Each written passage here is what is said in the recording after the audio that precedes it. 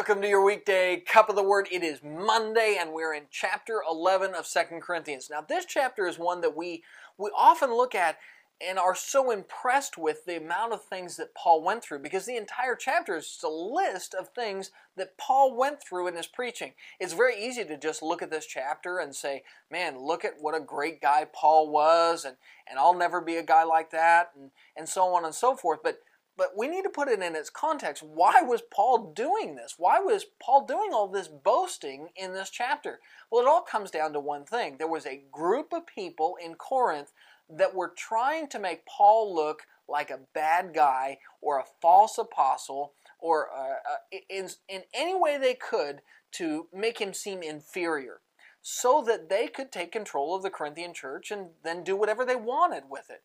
So Paul says in this chapter, fine. You want to make comparisons back and forth? Okay, let's do it. And so he begins to list the things that he had done. He had suffered much. He had preached the gospel for free. Had they done that? He'd traveled far. Had they traveled anywhere to preach the gospel? He gave up a prestigious life as a Jew to preach Christ. Did they give those sorts of things up? He had been beaten for Christ. Any of them have wounds and whip marks on their back? And he'll list on and on and on the different things that he had been through.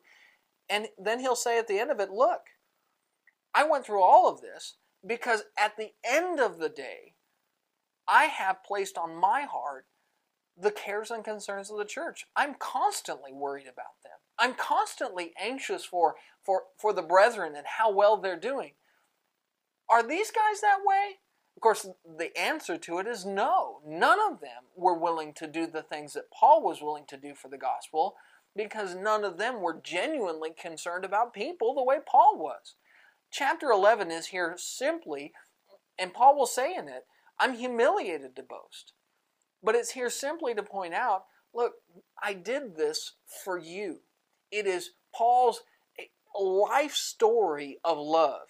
As you look at a man's life, you see what matters to him. And Paul says, look at my life.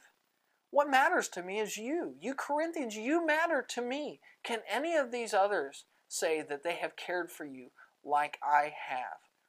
Are we willing to make sacrifices to do good for God's people? Paul most certainly was. That's your Daily Cup, and we'll see you tomorrow.